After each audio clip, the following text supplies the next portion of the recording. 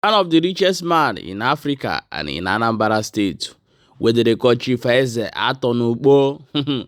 They say the man don provoke o. He say this wahala wey Igbo land dey inside today na Buhari na e cause am. He say because Tinubu no know anything, but him dey beg Tinubu make him come put mouth for Mazi Nnamdi Kanu matter and make him make sure say him release Mazi Nnamdi Kanu immediately so that there will be peace back in Igbo land. Let me play the video make you watch before we go jump inside. But before we go play the video, I want to tell una one thing. For most of you people, most of the Igbos we don't know where they come from. They another person, they read their story, they tell their story. This video I go play you after I don't watch this video from Rélease and Ukpo. We go watch another video where go change the way you think about yourself today. So watch the video of Rélease and Ukpo before we jump inside another update where they are our table. Stay tuned. Well, where is the hard line? I tell him, but we shall beg Tinubu to forgive him. Tinubu had spirit of forgiveness. He had no enemy. Beg him to forgive him. They didn't know about war. I was in civil war. I was refugee for 3 years with my father. I lost some of my brothers in battlefield. All these people were talking about war, they didn't know. The report which even now, he commanded PC Brigade Arrow, because brigade commander. He had the bullet in the heart. All these people run about didn't know. I was here when Ojukwu declared the Republic of Biafra, this House of Assembly. I was there, with my father. Yeah, they don't know what it's war. It's not the Tinubu's fault. It is Buhari's fault. But we can beg Tinubu to forgive. He has spirit to forgive. The wife is a kind woman. Very kind to share. The wife went to Benue, went to Party State, PDP. He gave them £100 million. He didn't care which party he belonged to. He was sharing anything the husband could share everywhere. They don't belong to any party. We're not talking about party, we're talking about unity of Nigeria. Tinubu, Southeast Development Zone.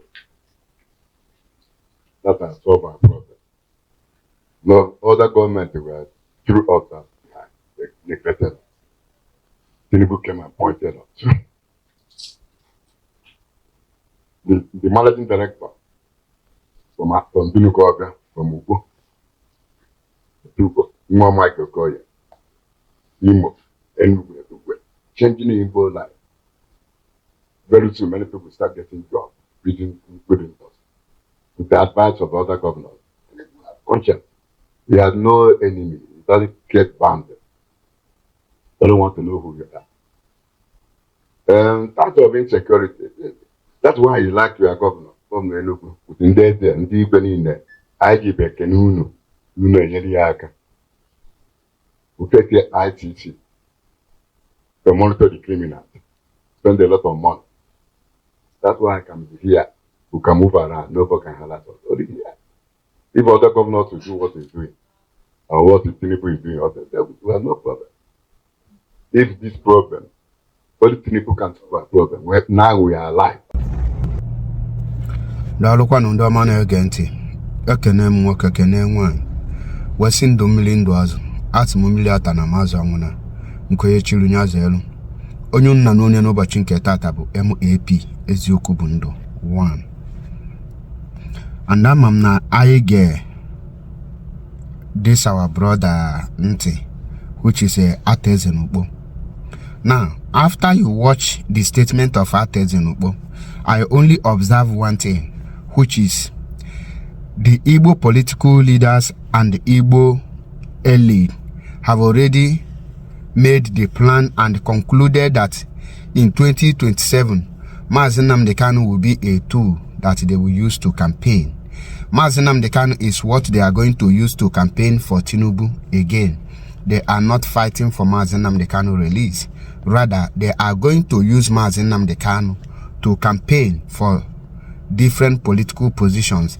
And for those who want to nominate somebody to campaign for campaign for governorship or for presidential or for senator or house of reps and other political positions, they will all come together and use Mazi Nnamdi Kanu, the predicament of Mazi Nnamdi Kanu, pretending that they will be fighting for Mazi Nnamdi Kanu release.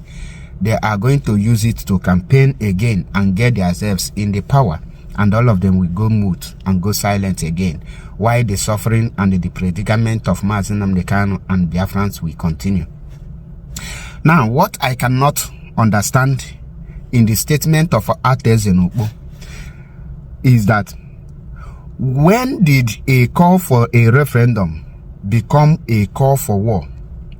We are talking about the marginalization of Ndi Igbo and the way Ndi Igbo have been subjected to a thing of caricature in that contraption called Nigeria. And instead of Ateze Ukpo to address the marginalization of Ndi Igbo and the call for a referendum, he is now indirectly or directly interpreting a call for a referendum, which is a self-determination, as a call for war. And he is preaching about war instead of preaching about the marginalization and what Ndi Igbo stand for. And I can categorically tell you that Ateze Ukpo is one of the problems we have in our labor today, currently. Now, having said this, I want you to ask yourself, or I want you to know that you to expect many of this kind of statement that is coming from Ateze Ukpo from many other people who are aspiring to become Anambra State governor, because Anambra State campaign is around the corner. Very soon the primary campaign will start, and everybody will like to use Mazi Nnamdi Kanu to shine. Expect many of these comments, many of these statements from many of those that call themselves Igbo elite and Igbo politicians. Now, having said this, do you know why anybody and all these people can come out now to use Mazi Nnamdi Kanu name to campaign and position themselves in different political positions? Is because the current people that are leading this movement of this IPOB are not capable of doing anything reasonable or tangible to release Mazi Nnamdi Kanu and for Biafra restoration. Then turn themselves into begging and every time begging and the peacemaker, instead of fighting and standing their ground on one thing. They become coward, sorry to say. Now, before you come to attack me on comment section, I want to ask you, what is the difference between you now that is coming to attack me when I call for action to be taken for Mazi Nnamdi Kanu to be released, and you will now interpret it that I am calling for a war and I am calling for our people to be massacred, with this Ateze Ukpo who interpreted that a call for referendum is a call for war? What is the difference between both of you? So when you know you are coming, know that there is no difference. Now, having said this, I want to put it to every one of us. The freedom of Mazi Nnamdi Kanu lies in Biafra restoration, and Biafra restoration does not lie in the freedom of Mazi Nnamdi Kanu. And the people that will release Mazi Nnamdi Kanu today or tomorrow are the people that Mazi Nnamdi Kanu is fighting for, until we are ready to sacrifice and reciprocate the sacrifice Mazi Nnamdi Kanu have made. And if we reciprocate it, make our own sacrifice and fight for him and the Biafra restoration, Mazi will be out. Without this, nobody will release Mazi Nnamdi Kanu. I don't want to say much, but I want you people to expect more of this kind of rubbish comment from many Igbo politicians, most especially those that are aspiring to become Anambra State governor and those that are aspiring for one position to the other. Because Mazi Nnamdi Kanu is now a tool for campaign. Nobody is fighting for him. I must tell you the truth. And I will drop it here. Don't forget, this is channel. It's a citadel of knowledge. We are not sentimental. We don't fight with emotion. We face the reality. And I will drop it here. I say thank you, and make sure you share the video to reach more people to understand that Agwan and Akreka, we are doomed for destruction until we rise up. Nobody will give us freedom. We will take it by ourselves if we are ready. God bless you. I still remember my humble self. MAP Eziokubundo 1. Stay tuned for more videos. And don't forget, this is a citadel of knowledge and raw information. Thank you. Come back, my wonderful people, as you don't watch that video from our brother, and I don't hear what he talk and the explanation we give for that video. So also drop your own opinion for inside comment section and share the video. Now let me also play the video of this our brother speaking of the Igbo history. I want you to hear that there's some point I want you to pick there for you to know that you are truly Ndubo. Watch. Archaeological discoveries have revealed that even before the arrival of Oduduwa, the legendary founder of Yoruba race, there were communities that had flourished, and many of these communities were Igbo communities. Igbo people are historically associated with massive movement from the Igbo homeland to neighboring areas. The destination of the Igbo people, or the destinations, have been northern Nigeria across River Benue. That's why I have Igbo communities in Kogi and in Benue State and some parts of Plateau. Apart from movement to northern Nigeria across Benue, the major destination of early Igbo migrants were Benin land and Yoruba land. People talk more of Igbo migration to Benin. Most people don't know that that migration went beyond Benin to Yoruba land.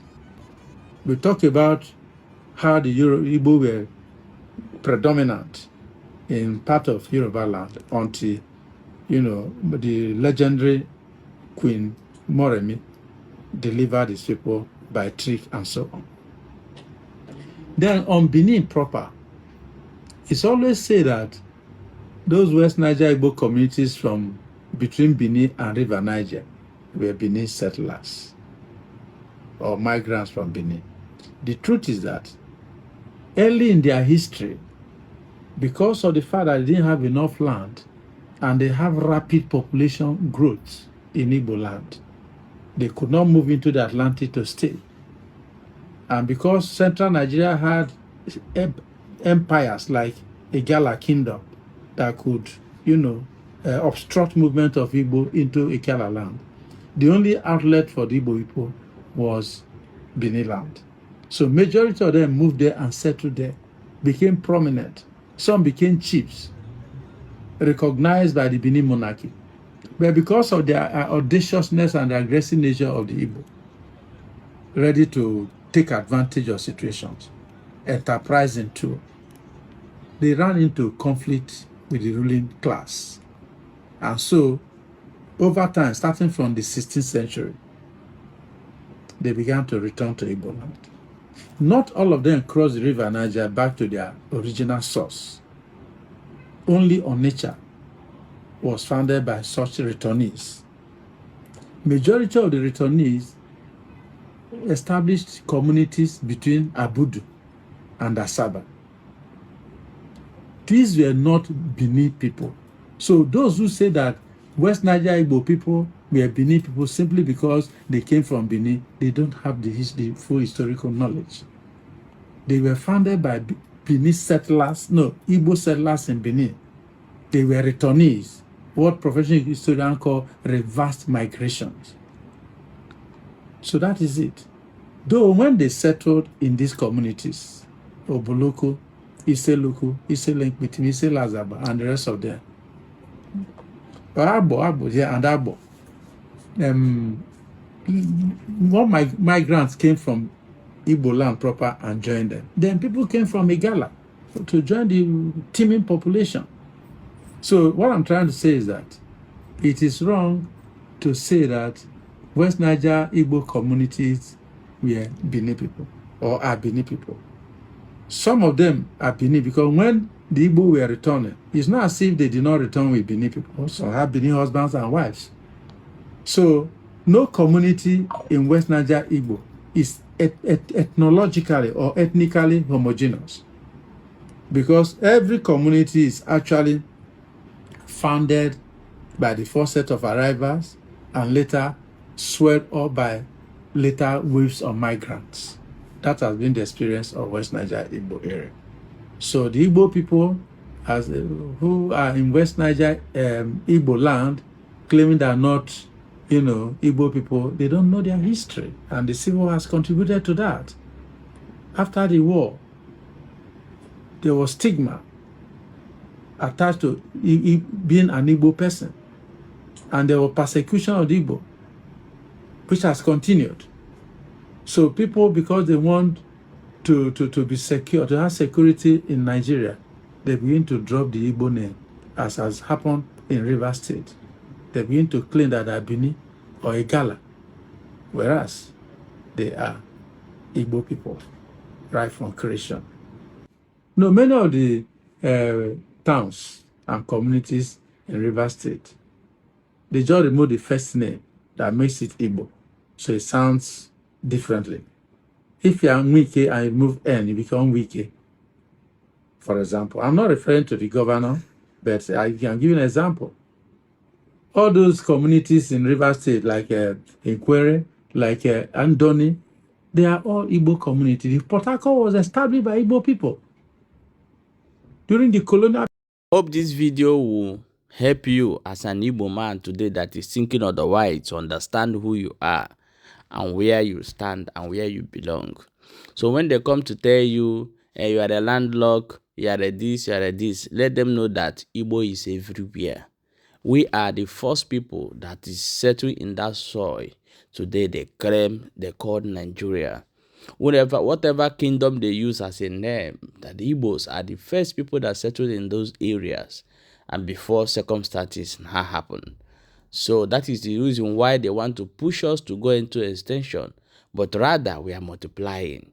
My people, share this video, you get why.